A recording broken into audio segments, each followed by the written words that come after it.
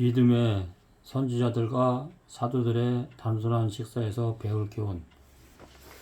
침례 요한은 여호와의 사자로서 나가서 사람들을 하나님의 빛으로 이끌 것이었다. 그는 사람들의 사상을 새 방향으로 이끌어야 했다. 그는 저들에게 하나님의 계명의 신성성을 인식하게 하고 하나님의 완전한 사랑의 필요성을 느끼도록 하여야 했다. 이러한 사명을 가진 자는 거룩하지 않으면 안 되었다. 그는 하나님의 성령이 거하실 만한 성전이 되어야 한다. 그는 이 사명을 순행하기 위하여 건전한 체력과 건전한 정신력과 영적 능력을 가져야만 했다. 그러므로 그는 식욕과 정욕을 지배할 필요가 있었다. 그는 능히 자기의 모든 능력들을 지배할 수 있어서 강야의 바위나 산들처럼 주의 환경의 지배를 받지 않고 사람들 가운데 설 수 있어야 하였다. 집내 요한의 시대에는 재물에 대한 탐욕과 사치의 위양을 사랑함이 널리 유행하였다. 관능적인 쾌락, 먹고 마시는 잔치가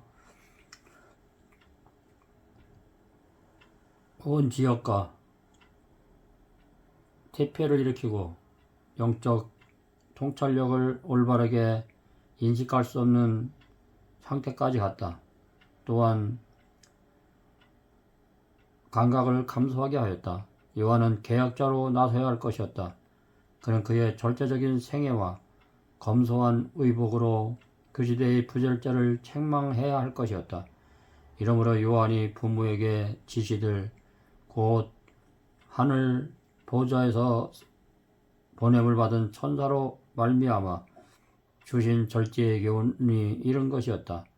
유년과 소년 시대에도 그 품성이 매우 감동받기가 쉬운 때이다. 자제력도 이 시대에 얻어야 한다. 노년과 가정 식탁에서 끼쳐지는 가마력의 결과는 영원토록 미치는 영구성이 있는 것이다. 유년 시기에 형성된 습관은 어떤 천품보다도 인생의 투쟁에서 사람의 승패를 결정하게 된다. 청소년 시대에는 씨를 뿌리는 때이다. 청소년 시대에는 현세뿐만 아니라 내세를 위하여 그들 수학의 성격을 결정하는 시대이다. 요한은 한 선지자로서 아비의 마음을 자식에게 거스르는 자의 위인을 슬기에 그리스도의 초림을 위하여 세운 백성을 예비하게 할 것이었다. 그는 그리스도의 초림을 위하여 준비함으로 주의 재림을 위하여 백성을 준비시킬 자들의 한 상징이 되었다. 세상은 방중에 빠져 있다. 오리와 우화가 많으며 영혼을 멸망시키기 위한 사단의 올무는 중과되었습니다. 하나님을 두려워하는 가운데서 거룩함을 온전히 이루고자 하는 자는 절제의 공과를 배워야 합니다. 식욕과 정욕은 고상한 정신력에 복종하게 되어야 합니다. 이 자기 수양은 우리로 하나님의 말씀의 거룩한 진리를 깨닫고 실행할 수 있게 하는 정신력과 영적 통찰력을 얻게 하는데 불가결한 것이다. 그렇기 때문에 절제라는 것이 그리스도의 재림을 위하여 준비하는 일에 한 자리를 차지하고 있는 것이다. 이르이 당연한 순서로서 사가랴의 아들은 제사장직을 위하여 교육을 받아야 할 것이었다. 그러나 랍비의 학교에서 받은 수양은 그로 하여금 그의 사업에 부적당하게 만들 것이었다. 하나님께서는 그로 성경을 해석하는 방법을 배우게 하기 위하여 그를 신학을 가르치는 교사에게 보내지 아니하셨다. 하나님께서는 요한이 천연계와 그 천연계를 다스리시는 하나님에 대하여 배우게 하기 위하여 그를 강야로 부르셨다. 그가 자기의 집으로 정한 곳은 촉촉한 장소로서 황무한 원덕과 거친 계곡과 암굴로 둘러싸인 곳이었다. 그러나 그는 강야에서 엄격한 수양을 받기 위하여 세상의 향락과 사치를 버리기를 택하셨다. 이것은 주의 환경이 단순함과 극기의 습관을 기르기에 유익하였다. 그는 소란한 세상에 구애됨이 없이 천연과 계시와 섭리의 공과를 배울 수 있었다. 하나님을 경외하는 그의 부모는 사갈에게 나타난 천사의 말을 요한에게 자주 들려주었다.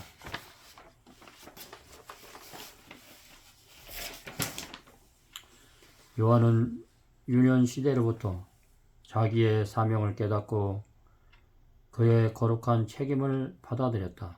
강야의 고독은 그에게 있어서 의심과 불신과 거의 충만한 사이를 피하는 즐거운 특권이 되었다.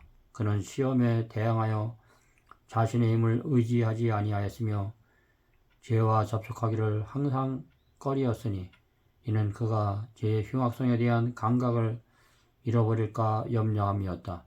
그는 나시린으로서 하나님께 헌신한 자가 되어 일생을 바치기로 소원하였다. 그는 옛날 선지자의 오신 약대털옷을 입고 가죽의 허리띠를 띠었다. 그는 강야에서 구할 수 있는 메뚜기와 석청을 먹고 산에서 나오는 맑은 물을 마시고 살았다.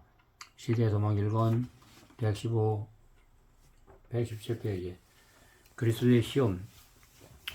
많은 사람들은 그리스도와 사단 사이의 이 투쟁이 저희 생애와 별로 관계가 없는 것처럼 생각한다. 그러므로 저들은 그것에 거의 관심을 가지지 아니한다. 그러나 모든 인류의 마음 가운데는 이 투쟁이 뒷불이되고 있는 것이다. 그러나 아무라도 사단의 공격을 받지 아니하고 악의 반열에서 떠나 하나님을 섬길 자는 없다. 예수님께서 대항하신 유혹들은 우리로서는 감당하기가 매우 어려운 유혹들이었다. 이 시험들은 예수님의 품성에 비하여 뛰어나시는 것에 정비례할 만큼 심한 정도로 임하셨다. 예수님께서는 세상의 힘이 무거운 지침을 지시고 식욕과 세상에 대한 사랑과 참남으로 인도하는 자랑에 대한 사랑의 시험에 대항하셨다. 이 시험들은 아담과 하와를 정복하였고 그같이 우리들은 쉽사리 정복하는 것이다. 사단은 아담의 범죄를 들어서 하나님의 율법은 불공평하고 순종할 수 없는 중거라고 지적하셨다. 예수님께서는 우리와 같은 인성으로 아담의 실패를 만회하셔야만 할 것이었다. 그러나 아담이 마귀에게 시험을 받았을 때는 아직 죄의 영향을 조금도 받지 아니한 때이었다. 아담은 완전한 장년으로서 정신적으로 육체적으로 기운이 왕성하였다. 그는 에덴의 영광으로 둘려있고 날마다 하늘의 천사와 교통하였다. 그러나 예수님께서 사단과 대결하시기 위하여 강야에 나가셨을 때는 그렇지 못하였다. 4천년간 인류는 육체적, 정신적 또는 도덕적 힘이 저하되어 온 것이다. 그리스도께서는 퇴폐된 인류의 연약함을 자기 몸에 취하셨다. 그는 이렇게 하심으로 인류를 가장 타락한 지점에서 구원하실 수 있었던 것이다. 오늘날 많은 사람들은 예수님께서 시험에 패할 리가 없었다고 주장한다. 그렇다면 그리스도께서는 아담의 입장과 동일한 처지에 있지 않은 사람이었을 것이다. 아담이 얻지 못한 승리도 그도 얻을 수 없었을 것이다. 에덴의 성결한 부부와 같이 식욕은 첫째가는 큰 시험을 이루는 바탕이 되었다. 멸망이 비롯하였던 바로 그곳에서 우리의 구속 사업은 시작되어야 했습니다. 아담이 식욕을 방종하게 함으로 타락하였던 것처럼 예수님께서는 식욕을 극기하심으로 승리하여야 할 것이었습니다. 40일을 밤낮으로 금식하신 후에 줄이신지라 시험을 한 자가 예수님께 나와서 가로되 내가 만일 하나님의 아들이거든 명하여 이 돌들이 떡덩이가 되게 하라. 예수님께서 대답하여 가르사대 기록하였으되 사람이 떡으로만 살 것이 아니오 하나님의 입으로 나오는 모든 말씀으로 살 것이라 하였느니라. 아담의 시대부터 예수님의 시대까지 방종심은 식욕과 정욕의 세력을 점점 중과시켜 거의 무제한으로 사람을 주관하게까지 되었다. 이리하여 사람은 타락하였고 병들어서 사람 자신으로는 그것을 극복할 수 없게 되었다. 예수님께서는 사람을 대신하여 가장 맹렬한 시험을 견딤으로 말미암아 이기셨다. 그는 우리를 위하여 주림이나 죽음보다 더 강한 자재를 실행하셨다. 그런데 이 첫째 승리 가운데 흑암의 세력과 싸우는 우리의 모든 투쟁에 관계되는 다른 결과들이 포함되어 있었다. 예수님께서 강야에 나가셨을 때에도 그는 아버지의 영광으로 둘러 있었다. 그는 하나님과 교통한 일에 열중하여 인간의 연약함을 초월하셨다. 그러나 하나님의 영광은 떠나가고 그는 홀로 시험과 싸우게 되었다. 그는 순간마다 그를 억압하고 있었다.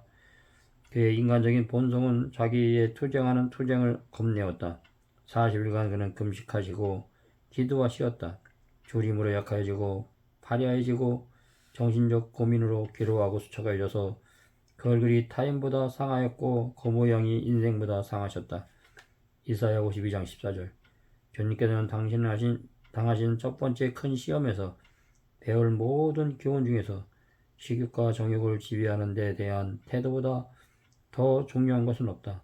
각 시대를 통하여 육체적 본성에 호소하는 유혹이 인류를 부패하고 타락하게 하는데 가장 효과적이었다.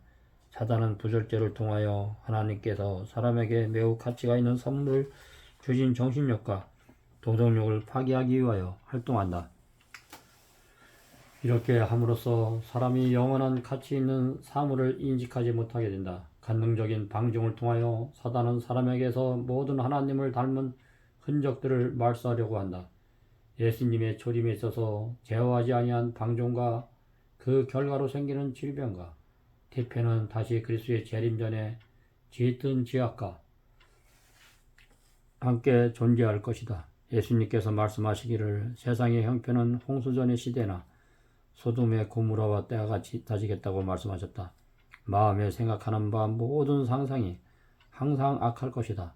우리는 지금 그 두려운 시기에 바로 그 두 변들에 살고 있으므로 구세주의 금식의 교훈이 우리의 가슴 깊이 새겨져야 한다. 우리는 예수님께서 견디신 말할 수 없는 고통에 위해서만 제어하지 않는 방중의 사악함을 평가할 수 있다. 그의 모분은 우리가 영생을 얻는 유일한 소망은 식욕을 하나님의 뜻에 복종시키는 데만 있다는 것을 말해준다. 우리 자신의 힘으로 타락된 우리의 본성의 욕구를 극복하는 것은 불가능하다. 사단이 이 통로를 통하여 우리에게 시험을 가져온다. 예수님께서 원수가 각 사람에게 있어서 인간의 선천적인 약점을 이용하여 하나님을 의지하지 않는 모든 사람을 거짓말로 유혹할 것을 하셨다. 사단과의 투쟁이 있어서 우리가 불리한 처지에 놓이게 되는 것이 하나님의 뜻은 아니다. 그는 우리가 뱀의 공격으로 말미암아 무서워하고 낙담하도록 방임하여 두시지 않으실 것이다. 그는 말씀하시기를 담대하라. 내가 세상을 이겼노라. 요한복음 16장 33절. 시기에 대적하여 싸우는 자는 강야에서 시험 받으신 구주를 바라볼 것이다. 십자가에서 괴로워하시면서 내가 몸기 마르다 한 구주를 보라. 그는 우리가 참을 수 있는 모든 것을 견디셨다. 그의 승리는 곧 우리의 승리이다. 시대의 소망 1권 115페이지 140, 142페이지 150, 151페이지 참고.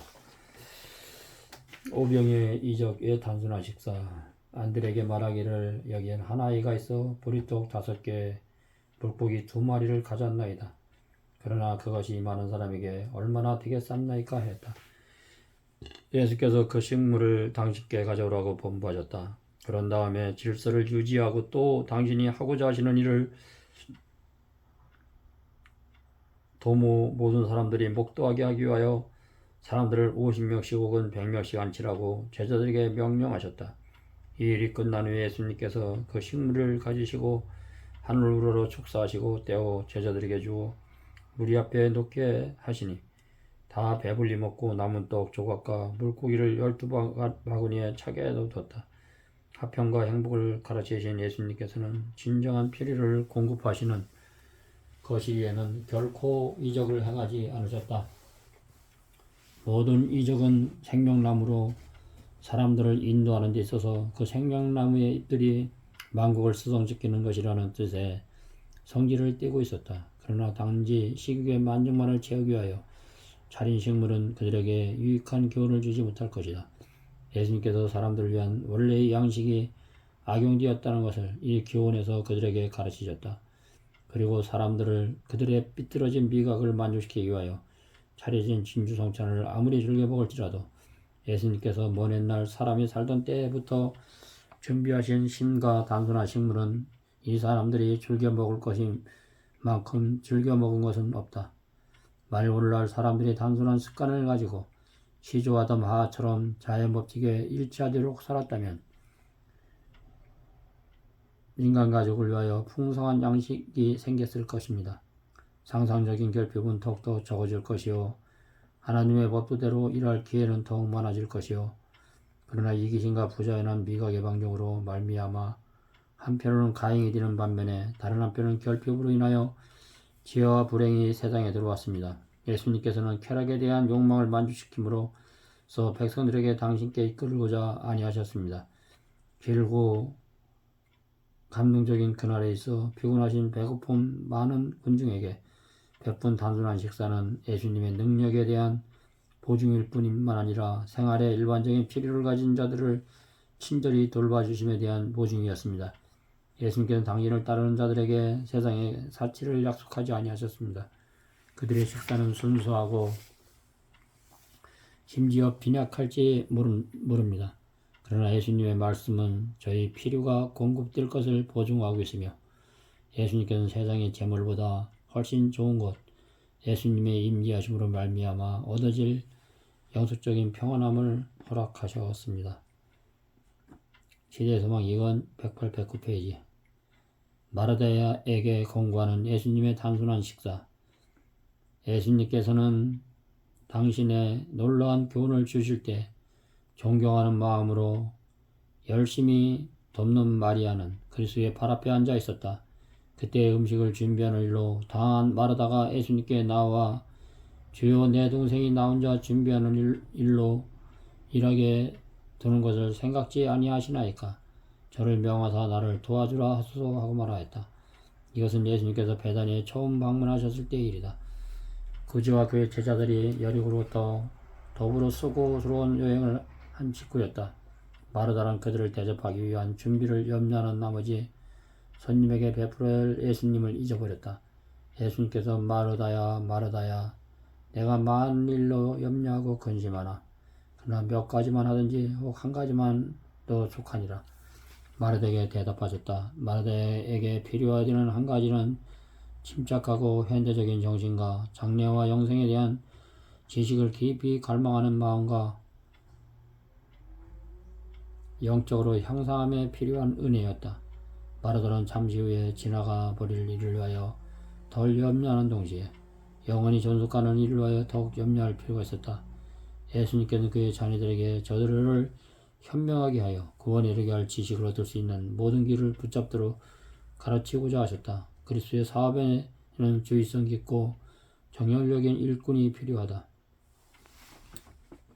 성경에 나타난 믿음의 노동들의 단순한 식사. 창세기 18장 6절. 아브라함이 급히 장막에 들어가 사라에게 이르되 속히 고운 가루 세 쌀을 가져다가 반죽하여 떡을 만들라 하고. 창세기 18장 7절. 아브라함이 짐승떼에 달려가서 기름지고 좋은 송아지를 취하여 그들의 앞에 전설하고 나무 아래 모이시며 타인에게 송아지를 가져다가 그들이 앞에 요리한지라. 창세기 19장 3절. 롯이 간청함에 그제야 돌이켜서 그 집으로 돌아오는지라. 롯이 그들을 위하여 식탁을 베풀고 무기봉을 구우니 그들이 먹으니라. 창세기 21장 4절. 아브라함이 아침에 일찍 일어나 떡과 물 한 가죽 부대를 취하여 하갈의 어깨에 메어지고 그 자식을 이끌고 가게 하며 하갈이 나가서 부엘사바 아들에게 방황하더니. 민수기 5장 11절. 2월 14일에 해질 때 그것을 지켜서 어린 영광에 무기병과 쓴 나무를 아울러 먹을 것이요. 역대하 4장 22절. 솔로몬의 일일 분식물은 가는 밀가루가 30석이요 굵은 밀가루가 60석이요. 열하 7장 1절. 엘리사가 사마리아에 가로되 여호와의 말씀을 들을지어다. 여호와께서 가라사대 내일 이맘때 사마리아 성문에서 고운 가루 한 서아에 한 세겔을 하고 보리 두 서에게 한 세겔을 하리라 하셨느니라. 열왕기상 13장 10장 4절. 이스라엘 하나님 여호와의 말씀이 나 여호와가 비를 지면에 내리는 그날까지 그들이 가루가 다 떨어지지 아니하고 그 병의 기름도 없어지지 아니하리라. 열왕기상 17장 16절 18장 3절로 4절. 이사벨이 여호와의 선지자를 멸할 때 오바댜의 선지자의 100인을 가져 50인씩 그의 승기여고 떡과 물을 먹였더라. 열왕기상 19장 6절. 본중 머리에 숯불에 구운 떡과 한 병 물이 있더라. 이에 먹고 마시고 다시 누웠더니 마태복음 26장 26절로 27절. 저희가 먹을 때 예수님께서 떡을 가져다 축복하지 아니하고 축복하시고 제자들에게 주시며 가라사대 받아 먹으라 이것이 내 몸이니라. 27절. 또 잔을 가리사 살해하시고 저에게 주시며 저희가 다 이것을 마시라. 마가복음 6장 38절. 이르시되 너에게 떡 몇 개가 있느냐 가서 보라 하시니 알아보고 가로되 떡 5개와 물고기 2마리가 있었나이다 하거늘. 열왕기상 17장 5절 6절. 떡과 고기 물. 열왕기상 17장 11절로 14절. 떡 기름 물. 열왕기상 19장 6절. 떡과 물. 엘리야가 승천하기 전에 음식은 떡과 물 너무나 단순했다. 우리는 예수님의 재림을 맞이하기 위하여 더욱더 단순한 음식을 먹어야 한다. 믿음의 노숙들이 성경의 식단을 우리 서너 가지, 두세 가지의 보잘것없는 단순한 식사였다. 매 끼의 음식당에마다 순하게 2~3가지의 돌려 먹으면 됩니다. 에스겔 4장 8절, 12절, 13, 14 필히 참고. 누가복음 10장 41절 참고, 42절 참고. 가장 단순하게 먹어야 될 때는 바로 지금입니다. 성경의 아브라함과 믿음의 선지자들과 사도들이 단순한 식사를 했고 예수님도 단순한 식사를 통해서 식욕과 정욕과 이생의 자랑과 안목의 정욕을 이겼습니다. 자연 속에서 하나님과 동행하는 삶이 가장 아름다운 삶입니다. 노작교육을 통해서 땀을 흘리고 또 신선한 채소를 공급하고 그 주신 그 은혜에 감사하며 하나님의 애언을 연구하시는 여러분이 되시길 간절히 기도하겠습니다. 감사합니다.